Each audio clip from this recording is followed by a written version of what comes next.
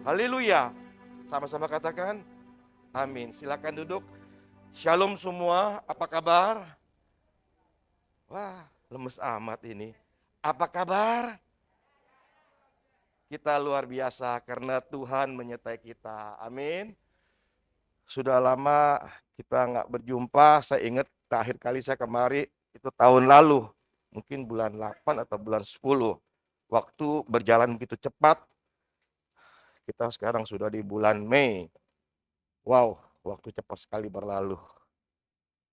Ya, terima kasih. Tidak lama-lama kita akan masuk kebenaran firman Tuhan. Tolong multimedia di Markus 10. Kita bicara tentang kita baca mengenai Bartimius. Bartimius ini saya percaya kita semua sering dengar juga. Biarlah pagi ini menjadi berkat yang baru buat setiap kita. Amin. Saya akan bacakan di ayat 46 dan kita bergantian. Bapak dan Ibu di ayat 47 dan seterusnya kita bergantian sampai ayat 52.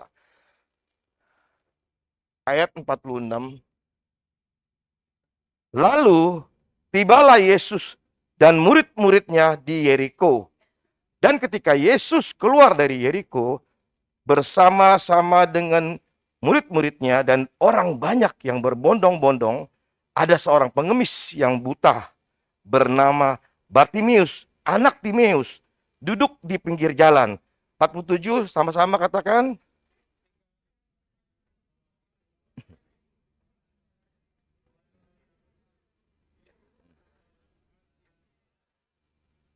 Banyak orang menegurnya supaya ia diam.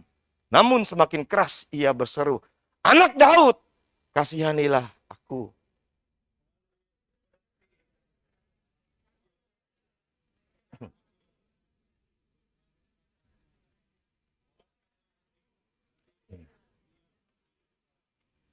Lalu ia menanggalkan jubahnya, ia segera berdiri dan pergi mendapatkan Yesus.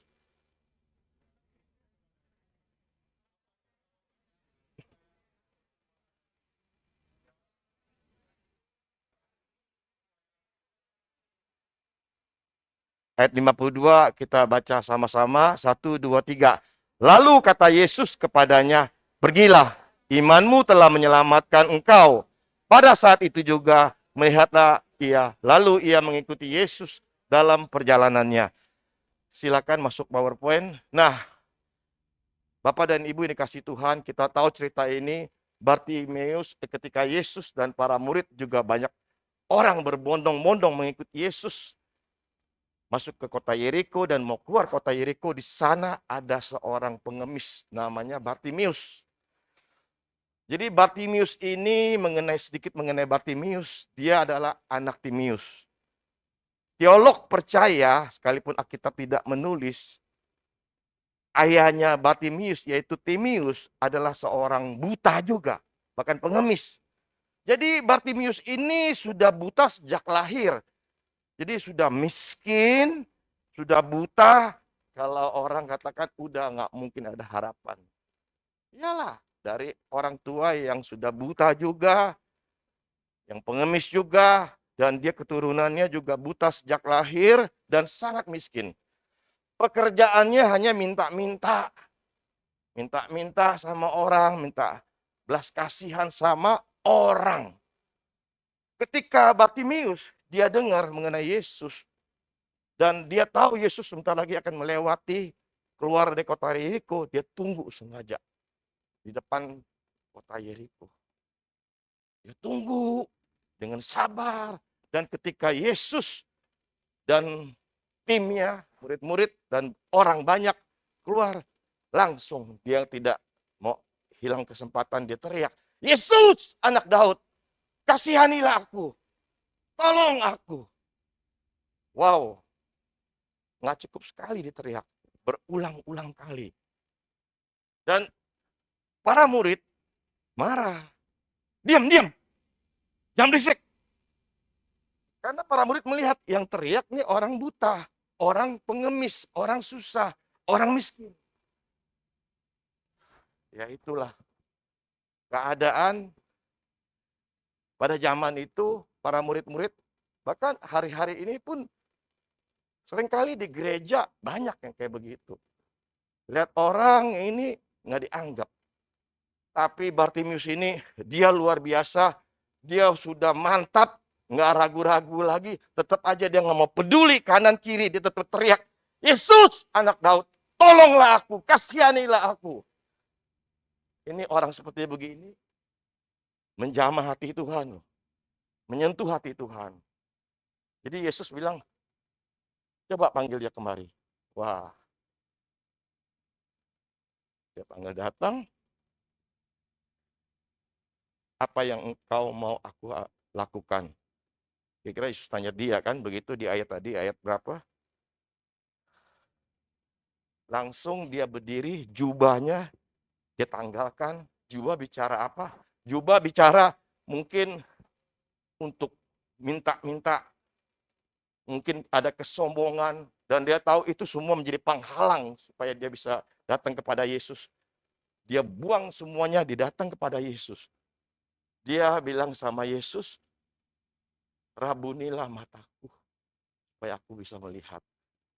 Orang ini punya satu komitmen. Dia minta Yesus supaya matanya bisa melihat. Dan dia tidak mau jadi pengemis lagi. Dia nggak mau minta-minta lagi. Ini keren loh.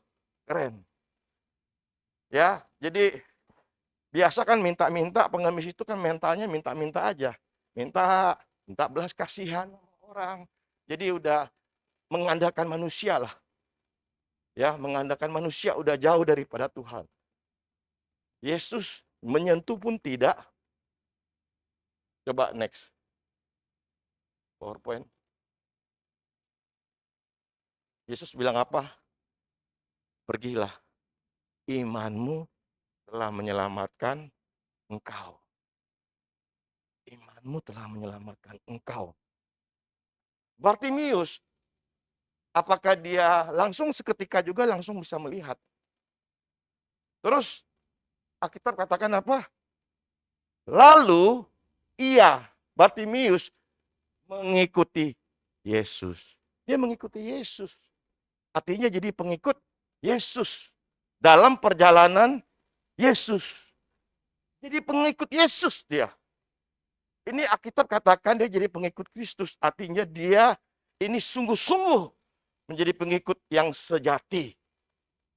Nah, tema khotbah saya pada pagi hari ini adalah menjadi pengikut Kristus yang sejati atau orang Kristen yang sejati. Emang ada orang Kristen yang nggak sejati? Ada. Orang Kristen kaleng-kaleng.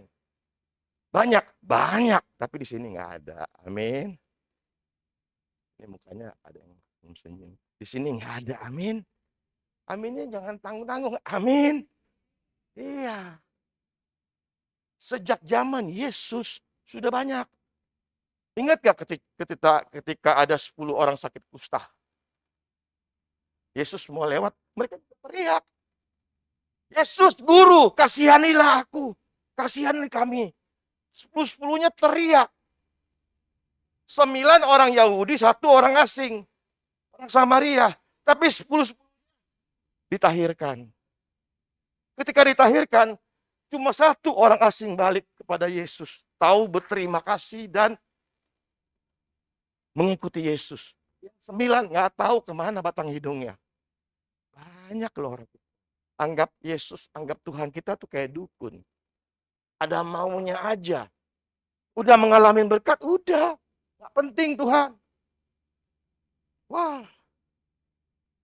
Pandemi 3 tahun ini banyak saya lihat yang nggak masuk di akal.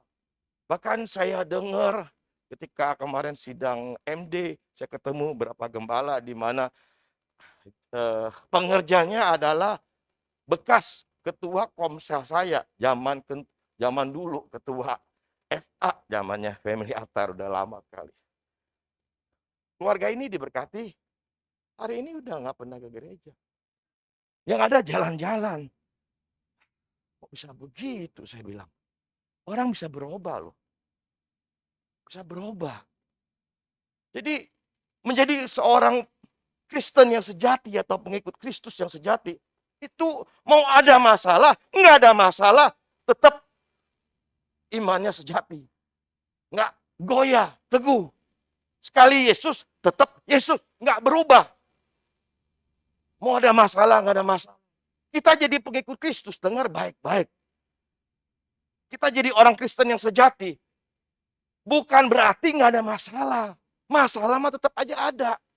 Mau sungguh-sungguhkah? Sungguh-sungguhkah dalam Tuhan? Masalah tetap ada. 3 tahun ini begitu banyak masalah. Bahkan banyak orang sudah imannya goyah. Mulai nggak sungguh-sungguh sama Tuhan. Ya apalagi zaman sekarang ada streaming, ada Zoom. Kalau tempat saya pakai Zoom. Banyak yang sudah mulai nggak gitu mau ke gereja. Mulai suka dengan namanya zona nyaman. Kapan aja bisa ikut nonton ibadah. Nonton, bukan ikut ibadah. Saya punya temen anak muda. Dulu sama-sama pelayanan 20 tahun yang lalu. Saya masih ingat itu anak masih guru sekolah minggu dan belakangan sudah lama nggak ketemu. Tapi pas saya ketemu satu hari, terus dia tukar-tukaran nomor WA. Dia WA saya. Setiap hari renungan firman. Renungan firman dia copy paste. Dia kirim ke saya. Lantas satu hari saya chat sama dia. Kamu gimana masih pelayanan? Oh saya udah lama Pak nggak pelayanan.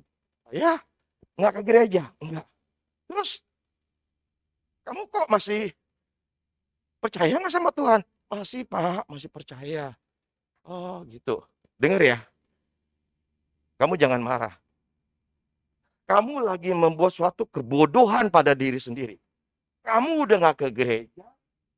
Kamu bilang kamu masih percaya sama Tuhan. Kamu kirim renungan tiap hari ke saya, mungkin juga ke teman-teman kamu yang lain. Supaya kamu kelihatan rohani. Sebenarnya itu satu pembodohan yang kamu lakukan pada diri sendiri.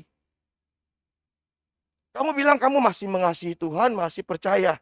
Kamu udah gak percaya sama Tuhan. Kalau kamu percaya sama Tuhan, kamu bisa dipercaya sama Tuhan. Kamu tunduk taat kepada Tuhan. Setia kepada Tuhan. Nah, hari Minggu adalah hari Sabat. Gak bisa neko-neko. Kita mesti beribadah. Kamu gak ibadah. Hari-hari ini banyak orang 3 tahun setelah pandemi ini terjadi banyak yang perubahan. Nah, kita lihat pandemi ini Tuhan izinkan, tapi ada sesuatu hal yang bagus juga. Di mana kita diajarkan untuk apa? Untuk sungguh-sungguh dalam Tuhan, untuk tidak mengandalkan diri kita. Kita ini bodoh, nggak bisa apa-apa. Coba next. Saya bacakan Khotbah 9. Nanti saudara baca keseluruhannya di mana perikopnya adalah nasib semua orang sama. Nasib semua orang sama. Kecil sangat kelihatan ya. Nah, ayat 11 dikatakan, lalu aku melihat di bawah matahari bahwa kemenangan. Saya baca aja dah.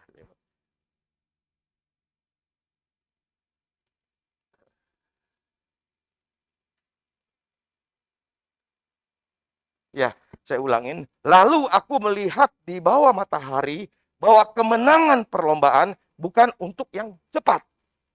Dan keunggulan perjuangan bukan untuk yang kuat.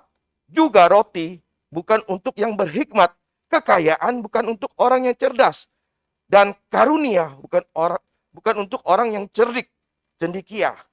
Karena waktu dan nasib dialami mereka semua. Ayat 12, karena manusia tidak mengetahui waktunya seperti ikan yang tertangkap dalam jala yang mencelakakan dan seperti burung yang tertangkap dalam jerat. Begitulah anak-anak manusia terjerat pada waktu yang malang kalau hal itu menimpa mereka secara tiba-tiba. Sang pengkhotbah atau Raja Salomo orang yang sangat berhikmat. Dia sudah membuat satu pengamatan Kalau kita ini nggak bisa mengadakan kekuatan kita. Mau sungguh-sungguhkah? Mau orang dunia, orang fasik, orang yang anak Tuhan, cinta Tuhan, masalah bisa tiba-tiba datang. Kita nggak bisa pakai akal pikiran kita, pakai hikmat kita sendiri. Kita pikir kita sudah merancang, kita sudah mengatur begini, begini, gini. Kita pasti berhasil. Belum tentu. Kalau Tuhan tidak izinkan. Semua yang terjadi di dunia ini seizin Tuhan. Jadi kita harus sungguh-sungguh mengandalkan Tuhan. Tuhan yang menentukan semuanya. Bahkan sudah dikatakan sangat jelas di ayat 12. Kita tidak tahu kapan waktunya. Seperti ikan yang tertangkap jala tiba-tiba. Atau seperti burung terjerat. Bisa loh masalah tiba-tiba datang. Kita nggak pernah. Kalau masalah datang tiba-tiba gimana? Goyah. Saya 1 bulan ini melayani anak muda. Saya sebenarnya nggak kenal. Saya karena pengerja saya punya saudara, keponakannya. Baru lulus kuliah, baru mau diwisuda, tiba-tiba sehat-sehat. Dia kena penyakit, bahkan masuk ICU. Baru usia 22 tahun. Masuk ICU sampai hari ini sudah 1 bulan lebih. Penyakitnya apa? Autoimun NMDA. Saya pelajari penyakit ini 100.000 orang, hanya 1 orang kena. Jadi dia kayak orang setengah koma, seperti orang nggak sadar. Sehat-sehat tiba-tiba kena loh. Jadi saya datang, saya doakan. Saya bilang kalau Tuhan mau sembuhkan, nggak ada yang mustahil. Di Alkitab, Lazarus yang sudah menjadi mayat busuk 4 hari pun Tuhan bisa bangkitkan. Jadi kita nggak bisa pakai akal pikiran kita. 5 roti, 2 ikan, bisa buat 5.000 orang. Bahkan lebih 12 bakul, belum termasuk perempuan dan anak-anak. Bukan 5.000, bisa 25.000. Jadi semua yang di Alkitab itu bukan dongeng, itu sungguh-sungguh terjadi, supranatural. Ibunya anak ini, dia puasa, tapi katanya pucat. Saya bilang, dengar, kamu jangan puasa. Menjaga orang sakit tuh nggak mudah. Saya tahu hati kamu. Sudahlah, kamu udah percaya sama Tuhan, jangan puasa. Kamu lemah, karena kamu mesti jaga terus rumah sakit. 1 bulan lebih, sudah habis 1,5 miliar. Ngobrol-ngobrol. Kalian ada mesbah keluarga nggak? Dalam keluarga. Ketawa-ketawa, suami istri. Ayah dan ibunya si anak. Ya, doa sih masing-masing. Oh, doa masing-masing. Saya bilang nggak bisa. Keluarga Kristen yang sehat harus ada mesbah keluarga. Kalian berdua berdoa. Doakan buat keturunanmu. Doakan buat istrimu. Doakan suamimu. Doakan anak-anakmu. Keluarga besarmu. Kita butuh Tuhan. Mereka seperti kayak orang sadar gitu. Selama ini mereka tidak lakukan. Mereka keluarga Kristen. Akhirnya si bapak cerita, Pak, semua Tuhan izinkan, Tuhan punya rencana. Kita nggak tahu. Kita nggak tahu. Dan semua Tuhan izinkan, Tuhan nggak izinkan nggak akan terjadi. Akhirnya si bapak, dia baru belakangan, kalau terakhir saya pergi sana minggu lalu, saya baru sadar, Pak, selama ini saya jujur aja, saya jadi orang Kristen juga lama, tapi saya anggap apapun yang terjadi cuma kebetulan. Tapi saya baru sadar. Jadi 2 tahun yang lalu, anak saya masukin asuransi. Yang kelas 2 karena masih muda. Nggak mungkin ada penyakit-penyakit kritis. Nggak tahu gimana saya kayaknya pengen, akhirnya saya robah. Naikin tingkatnya. Istilahnya jadinya recover-nya lebih gede. Mungkin 2M atau 3M. Saya juga naikin semuanya kami. Dia bukan seorang bos, dia cuma karyawan. Dia punya kedudukan lah. Nah dia sendiri ditolak karena dia juga baru sembuh penyakit. Tapi anaknya semua diterima. Kalau nggak dia nggak robah, itu sudah 1,5 M. Sampai hari ini masih di ICU. Dia bilang, saya baru percaya Tuhan. Kalau saya, Pak, bagaimana? 1,5 M. Sampai hari ini belum sembuh. Tapi sudah ada titik terang. Yang tadinya pakai ventilator, sekarang udah mulai nggak pakai. Yang tadinya mesti pakai apa, sudah mulai kelihatan ada ada kemajuan. Saya bilang, udah percaya aja sama Tuhan. Kita nggak pernah tahu. Hidup kita nggak pernah tahu. Bisa tiba-tiba seperti burung, seperti ikan, kena jerat, kena jala. Kalau kita nggak sungguh-sungguh sama Tuhan, kita goyah. Kita nggak mampu menghadapi semua ini. Apalagi dunia hari-hari ini, kita tahu global. Nggak pernah kejadian, mungkin kita hidup, selama kita hidup, pernah kejadian. Seluruh dunia mengalami COVID, pandemi. Lihat aja kita semua pakai masker. Pernah nggak kepikir seperti gini? Nggak pernah kan? Dan kedepannya gimana? Saya mau bilang kedepannya nggak lebih bagus. Karena Alkitab sudah katakan, hari-hari terakhir tidak akan baik. Tapi percayalah, kalau kita menjadi orang Kristen yang sejati, yang sungguh-sungguh sama Tuhan, berkat Tuhan selalu ada buat kita. Pertolongan Tuhan tetap ada buat kita. Amin. Maka dari itu, kita nggak bisa main-main. Kita ini jadi orang Kristen harus sungguh-sungguh sama Tuhan. Makanya Yosua ketika dia disuruh Allah untuk menggantikan Musa yang sudah meninggal dunia, Yosua takut. Coba next. PowerPoint. Yosua takut. Dia tahu menghadapi 2 juta orang yang tegak tengkuk itu nggak mudah. Musa aja sampai stres istilahnya kira-kira begitu. Nah Allah suruh dia gantiin dia. Jadi nggak pede. Allah berkali-kali dikatakan kalau Bapak dan Ibu baca di Yosua pasal 1. Jangan takut, jangan tawar dan kecut hati. Aku Allah menyertai kamu. Wah, kalau Allah sudah menyertai kita apalagi. Berulang-ulang kali Allah ingetin kepada Yosua, jangan takut, tawar hati, kecut hati, jangan. Tetapi jangan lupa, apa katakan, memperkatakan kitab Taurat ini dan merenungkan siang dan malam. Supaya apa? Supaya kita bertindak hati-hati. Sesuai dengan segala sesuatu yang tertulis.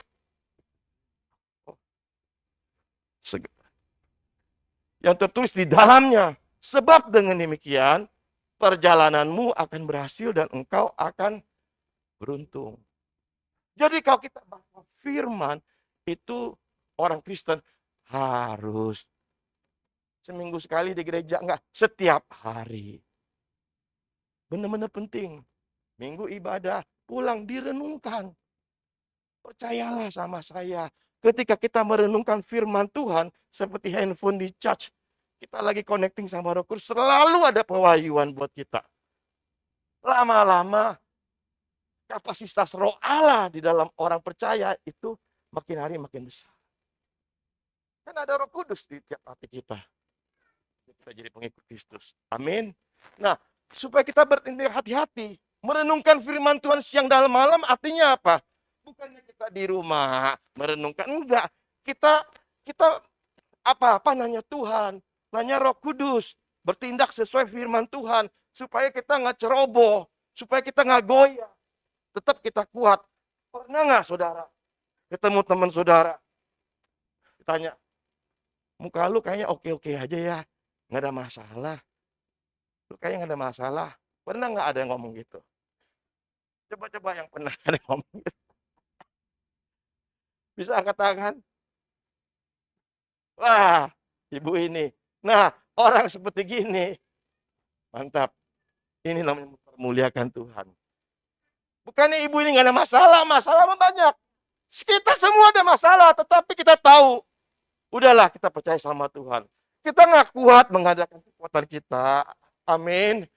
Ini PowerPoint, ini barang enteng. Enteng, suruh anak kecil pegang juga kuat. Pegang, jangan lepas-lepas ya. Jangan lepas-lepas. Sampai besok, begini aja nih. Enteng dong, besok ambulan datang. Kita berdoa, kita nangis. Udah berdoa, nangis. Habis itu mikir, gimana ya? Gimana ya? Udah. Mulai mengadakan kekuatan sendiri. Yeremia 17 ayat 5 sangat jelas mengatakan, terkutuklah orang yang mengandalkan manusia, yang mengandalkan kekuatannya sendiri. Udah berdoa, udah percaya sama Tuhan. Mau terjadi, ya udah amin. Nggak terjadi juga amin. Sekali Yesus, tetap Yesus. Nggak berubah. Semua Tuhan izinkan kok. Amin. Iya. Jadi kita mesti baca firman. Merenungkan. Kalau baca saja, 5 pasal. Nggak pernah merenungkan. Saya mau bilang, kerajinan tanpa pengetahuan pun tidak baik. Jadi kita harus baca firman. Amsal 19 ayat 2 kalau tidak salah. Mengatakan sangat jelas. Kerajinan tanpa pengetahuan pun tidak baik. Merenungkan. Kita merenungkan maksudnya apa Roh Kudus? Percayalah, Roh Kudus itu penolong. Kita akan dikasih pewahyuan gitu. Jadi sangat jelas kita harus sungguh-sungguh dalam Tuhan. Supaya apa? Supaya kita berhati-hati dan kita menjadi bijak dalam hidup ini. Amin. Nah, langsung next.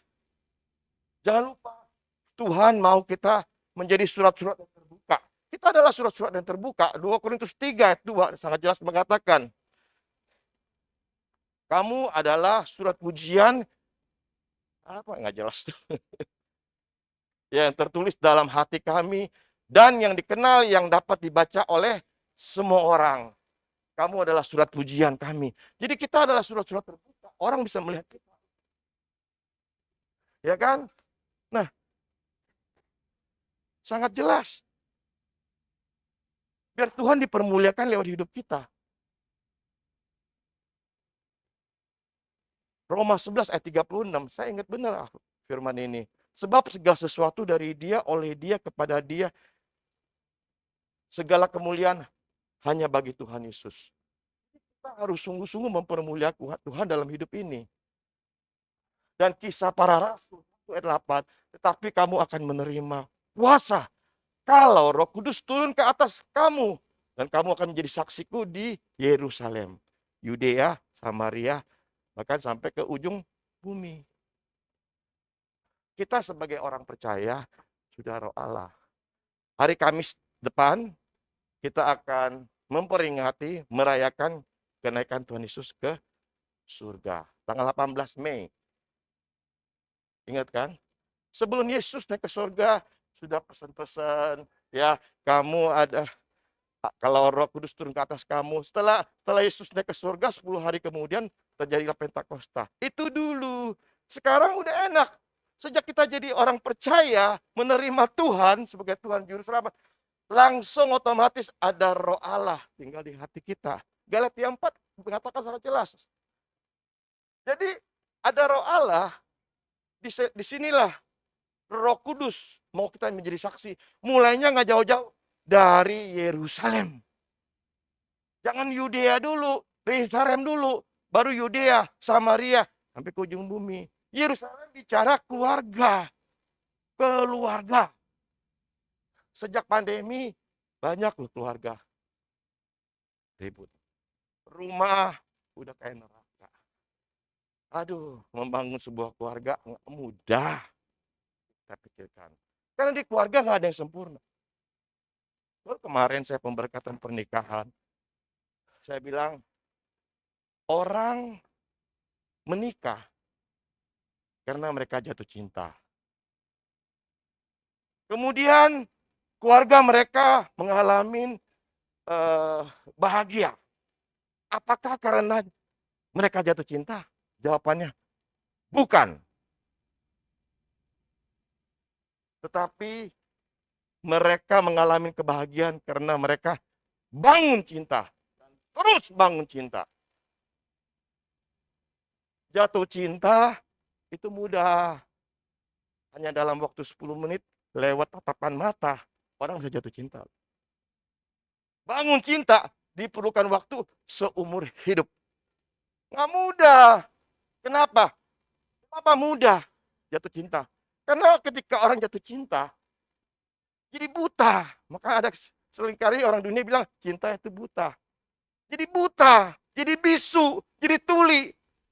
segala yang tidak keburukan terhadap pasangan kita. Kita udah gak kelihatan. Oke-oke aja. Tetapi bangun cinta, oh nggak bisa. Setelah kita masuk pernikahan, interaksi 24 jam sehari, 7 hari 1 minggu, 30 hari 1 bulan. Semua terbongkar, tersingkap. Baru ketahuan. Oh, kamu ketahuan. Dulu waktu pacaran nggak ketahuan. Nggak sangka lu ya. Kalau tidur, nggak gosok gigi, nggak mandi. Dikit-dikit marah, nggak tahu, nggak sangka. Cakep-cakep tidur ngorok. Baru ketahuan loh. Jadi beda sekali jatuh cinta sama bangun cinta. Jatuh cinta ketika kita ada lagi masa dalam kasih mengasihi. Tapi bangun cinta itu dibentuk, diproses ketika kita lagi jengkel, kita lagi marah sama pasangan kita. Ya pasti butuh Tuhan. Karena ada Tuhan di dalam keluarga, semua bisa teratasi. Dan itu diproses seumur hidup. Seumur hidup. Makanya penting ada mesbah keluarga. Belajar. Makanya selalu saya ingetin, di dalam keluarga dibutuhkan 3M. 3M. M pertama, banyak-banyak mengampuni pasanganmu. Karena nggak ada yang sempurna. Nggak ada suami yang sempurna, nggak ada istri yang sempurna.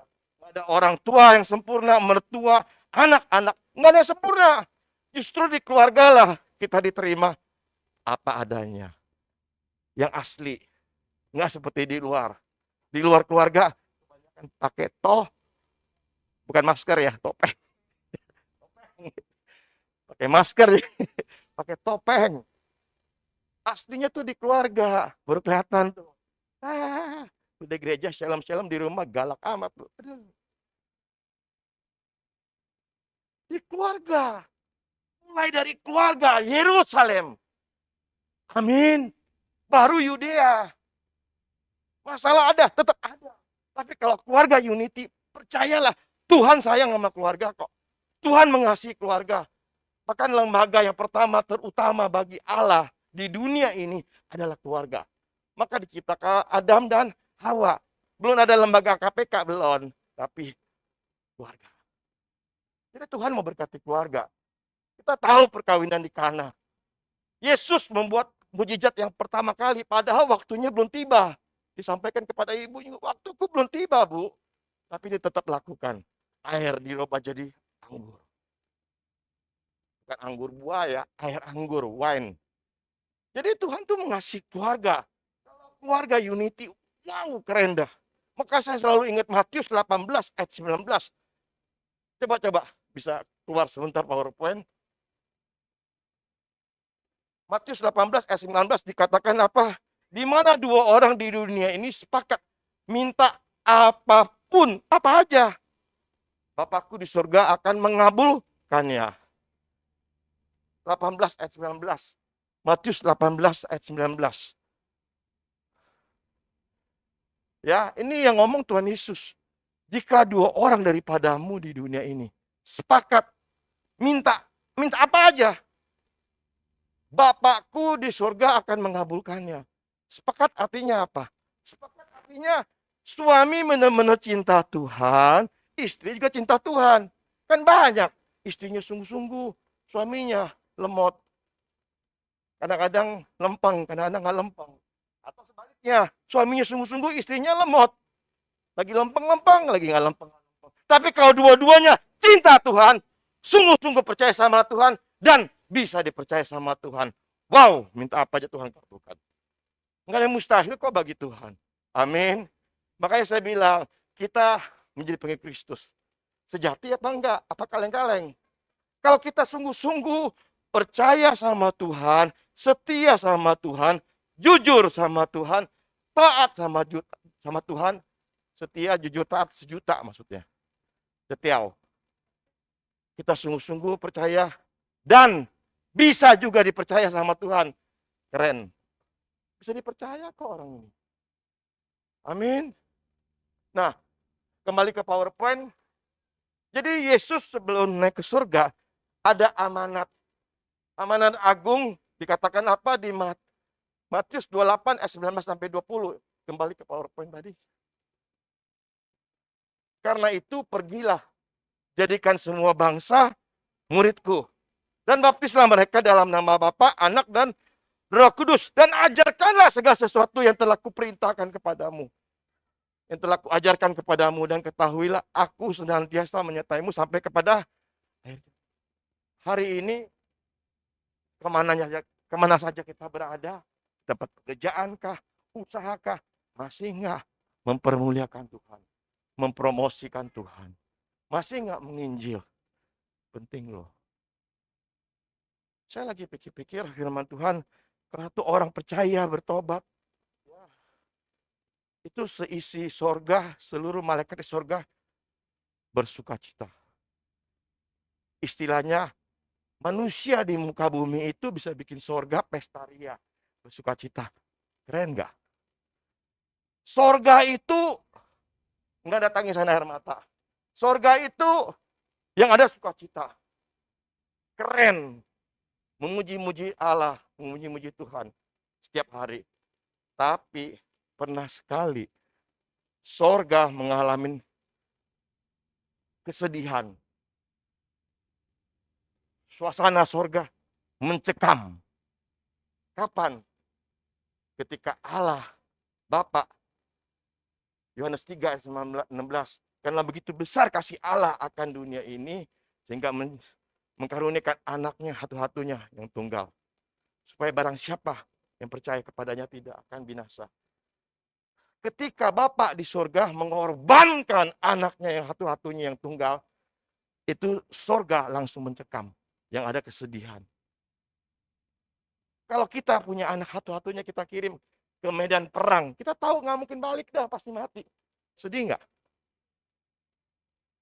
Sedih. Itulah satu-satunya sekali-sekalinya surga mencekam. Makanya saya bilang, ini jujur kalau doa nggak pernah minta-minta. Benar, minta sekali nggak sampai maksa-maksa. Karena saya pikir saya sudah diberkati kok. Bahkan saya mau katakan begini, kita semua di ruangan ini juga sudah diberkati. Tahu nggak di mana berkatnya? Ketika surga mengorbankan anak satu-satunya buat kita. Itu adalah berkat yang tak ternilai. Yang nggak bisa dibandingkan dengan segala sesuatu yang terbaik di dunia ini berikan. Yesus dikorbankan buat kita di atas kayu salib. Kalau tidak, kita tidak akan pernah selamat. Bagian kita ujung-ujungnya neraka. Karena kita, Yesus harus dikorbankan, dia mati supaya dosa-dosa kita dihapuskan. Supaya apa? Ada perdamaian antara kita dengan Bapa di surga. Bapa di surga udah gak mau bicara sama manusia.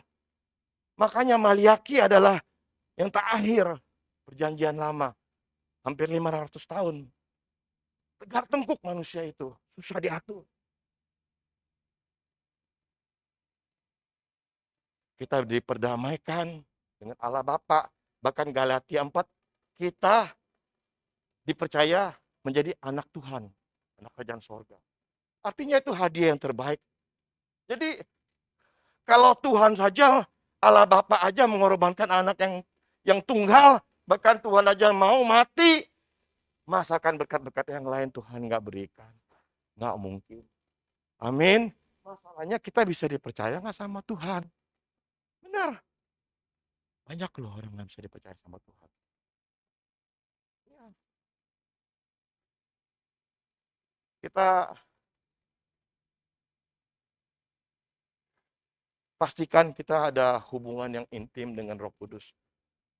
Supaya kita mampu menjadi seorang Kristen yang sejati, pengikut Kristus yang sejati, kita perlu bangun hubungan yang intim sama Tuhan lewat pertolongan Roh Kudus. Kalau kita nggak mampu, apalagi hari-hari ini bukan hari-hari yang baik. Kalau kita intim sama Roh Kudus, kapasitas Roh Allah makin hari makin besar, kita dimampukan bertahan. Bahkan selalu ada pertolongan supranatural buat kita. Kalau kita hidup intim dengan Roh Kudus, kita jadi hidup bijaksana. Saya ingat benar, ya kan, di Mazmur 90 ayat 10 sampai 12. Biasa itu disampaikan di rumah duka. Kan umur manusia 70, kalau kuat 80. Ya nggak tentu juga. Itu kan doa Musa. Padahal Musa sendiri matinya 120 tahun. Ya, coba tolong Mazmur 90 ayat 12 dah. Mazmur 90 ayat 12 dikatakan apa?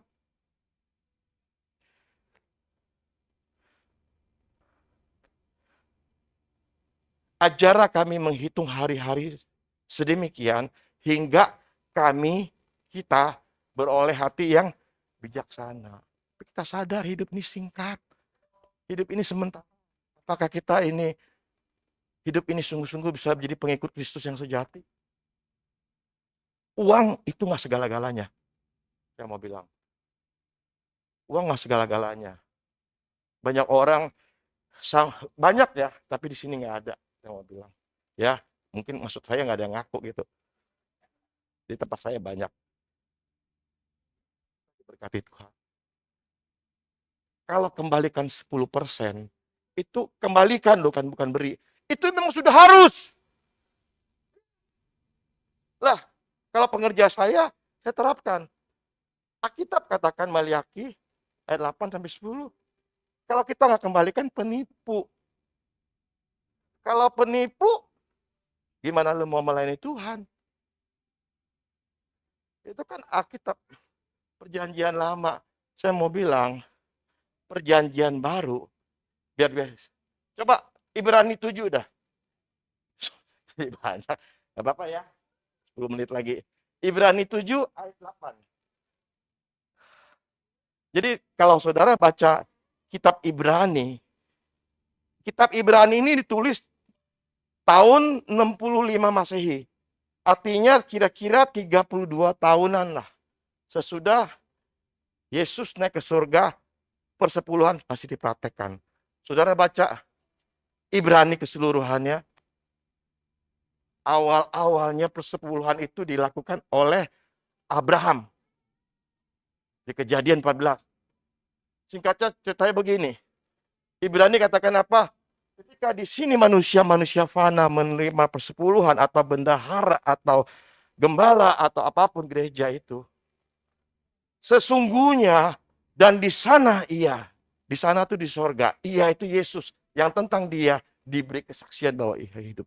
Jadi sesungguhnya ketika kita kembalikan, yang terima Tuhan. Tuhan mau nggak terikat sama uang. Jangankan persen, 100% semua juga milik Tuhan. Amin. Jadi kita hidup bijak. Bisa dipercaya sama Tuhan. Aduh, kalau kita udah terikat sama mamon, makanya coba, multimedia, halo. Matius 6, ayat 34. Kalau saudara baca dari ayat 25 sampai keseluruhannya, Matius 6 ayat 25 sampai 34 atau 35, orang begitu banyak khawatir. Ya, apa yang harus dipakai, apa yang harus dimakan, dan sebagainya. Bahkan yang ada apa? Ayat 34, jangan khawatir hari esok. Hari esok punya kesusahan sendiri. Kesusahan sehari cukuplah 100 hari. Sebenarnya gini, kita hari ini bisa bangun pagi, hari ini kita bisa makan 3 kali, masih bisa ke gereja, itu sudah berkat. Amin. Yalah, kalau kita terlalu pikirin nanti kemana, nanti gimana, saya mau bilang, kita nggak bisa menikmati, nggak bisa bersyukur atas berkat Tuhan hari ini. Besok urusan besok, yang penting hari ini kita lakukan bagian kita. Amin. Orang yang banyak terikat dengan mamon, yaitu semua jawabannya itu ada di ayat 24. Coba. Kenapa? Kita nggak bisa mengabdi kepada dua tuan. Alkitab sangat jelas. Kepada Allah atau kepada mamon, pilih. Nah, tak seorang pun dapat mengabdi kepada dua tuan. Mau kepada Allah, Allah, kepada Mamon, Mamon. Orang yang kepada Mamon anggap itu besar. Yang ada apa? Nggak bisa jadi berkat buat orang lain. Dan juga nggak bisa jadi berkat buat dirinya sendiri. Kenapa? Dia mengabdi kepada uang, Mamon, atau segala sesuatu yang lebih daripada Tuhan. Itu Mamon. Yang ada khawatir terus. Ya, yang ada merasa kurang. Nah, orang kalau sudah begitu, gimana dia bisa jadi berkat buat orang lain? Dia sendiri ketakutan kok. Nangkap ya? Jadi nggak jadi berkat buat dia juga. Dia jadi stres. Orang yang jadi stres, pikiran ini jahat, jadi penyakit. Oleh karena itu, mari kita semua jadilah pengikut Kristus yang sejati, orang Kristen yang sejati. Masalah boleh ada, tapi kita nggak goyah, kita percaya Tuhan menyertai kita. Jangan sampai kita kembali lagi ke Mazmur 90 ayat 12. Jangan sampai dalam keadaan yang sudah tidak berdaya, baru kita sadar, baru mau hidup bijaksana. Aduh, kalau ketolong, kalau nggak ketolong gimana? Mazmur 90 ayat 12. Saya tutup dengan satu kesaksian. Ajarlah kami menghitung hari-hari sedemikian hingga kami peroleh hati bijaksana. Jadi di Kalimantan, Kalimantan itu ada banyak pulau. Ratusan pulau kira-kira. Nah, ada satu pulau, pulaunya nggak terlalu besar, kecil. Jadi di pulau itu ada satu orang namanya Bapak Acong. Dia ini paling kaya di pulau itu. Ini kejadian udah 40 tahun yang lalu lah, hampir 50. Saya jadi tiba-tiba ingat, biar menjadi kesaksian buat kita. Nah, Pak Acong ini paling kaya di pulau itu. Penduduknya nggak terlalu banyak, juga nggak dikit. Kayak inilah, ini juga rame nih saya lihat ini. Luar biasa. Nah, dia paling kaya, tapi orangnya, semua penduduk itu menamakan si Pak Acong Conglit. Padahal namanya Acong, namanya Conglit. Di sini ada yang namanya Acong nggak? Ya sorry kalau ada, ini cuma contoh. Tapi benar ceritanya nih. Ceritanya benar. Acong pelit. Kok tahu Bu? Ya Conglit. Benar. Ini penuh hikmat ibu ini. Jadi kasihnya nama Conglit karena pelit. Pelitnya bukan ya ampun-ampun, amit-amit. Pelit sekali. Pokoknya ada penduduk lagi mengalami bencana, kesusahan nggak mau tolong. Hidup sendiri aja. Jadi suatu hari Pak Acong ini, Conglit ini udah berumur juga. 80 tahunan lah. Tiba-tiba suatu hari dia kena serangan jantung. Dibawa ke rumah sakit. Nah rumah sakit zaman itu kan, apalagi di daerah nggak komplit. Dokter ya kira-kira aja. Wah, lu sih mesti berobat tuh. Ke Jakarta ada kira-kira gitu, ke kota besar. Di sini nggak ada nih. Mau pasang ring atau mau bypass atau apa. Kalau kayak begini sih hidup lu nggak lama loh. Bisa tahan 3 bulan udah bagus. Wah si Conglit stres. Tiap hari mikirin gimana ya. Harta gue banyak nih. Kemana ini nih? Buat apa nih semua ini? Stres. Dia stres. Dia masih agama nenek moyang. Bukan jadi anak Tuhan. Keturunannya banyak. Orang zaman dulu kan anak banyak dong. Lebih dari sepak bola. Kalau sepak bola kan 11, 12, ini lebih. Ada 14 anak. Tiap hari stres mikirin berminggu-minggu. Kira-kira 1 bulan tiba-tiba, tinggal 2 menit. Si Conglit lewat. Lewat, maksudnya lewat meninggal. Bukan lewat hari, bukan. Meninggal. Zaman dulu kan ada rumah duka. Rumah duka ya di rumah sendiri. Iya, dibawalah pulang ke rumahnya. Jadi rumahnya kan besar, si Conglit ini kaya. Rumah dukanya di rumah sendiri. Zaman dulu kan begitu. Anaknya banyak, mantu, cucu semua. Istrinya juga pada nangis. Nangis. Tiba-tiba ada cucunya satu, ini suka ikut sekolah minggu. Guru sekolah minggu suka cerita, guru sekolah minggu ini baru lagi sekolah pendeta. Dia bilang, Yesus bisa bangkitin loh. Orang udah mayat busuk pun bisa dibangkitin sama Yesus. Tiba-tiba si cucu ini dipakai Tuhan. Dia bilang sama neneknya, Ama, itu guru ngai di sekolah bilang ada Yesus tuh bisa bangkitin orang mati. Namanya nenek lagi pusing, stres, sedih. Suka-suka lu dah, panggil ya. Ama, panggil lah. Datang si cucu ini ke rumah si gurunya, nggak terlalu jauh. Namanya kota kecil, pulau kecil. Lause. Ama udah kasih nih. Kasih apa? Lause yang doain apa? Aku mati. Yes, kan Lause bilang Yesus bisa bangkitin. Ya itu kan Yesus, bukan saya. Ketakutan Lause. Lausenya udah berkeluarga juga. Dipaksa nangis coy deh, Lause pergi deh doain. Waduh, langsung istrinya, lu pergilah doain. Gua kan belum jadi pendeta. Lagian juga yang sembuh, yang bangkit itu kan Yesus, bukan gua. Gua kan ya sekolah minggu. Akhirnya paksa-paksa dia liatin. Anak nangis, dia pergi juga si guru ini. Ini tinggal 4 menit, tambah lagi ya. Kelebihan. Oh, tutup ya. Tutup aja dah. Kayaknya tutup apa enggak? Lanjut. Akhirnya dia pergi doain. Si guru ini kan di sekolah pendeta. Dia mau doain, dia nggak pede. Dia cuma bisik-bisik. Bangkit dalam nama Tuhan Yesus. Bangkit. Terus saya cuma doa, Tuhan kasih kekuatan buat keluarganya. Amin. Udah gitu aja. Nggak lama. Si Conglit bangkit loh. Bener-bener bangun loh.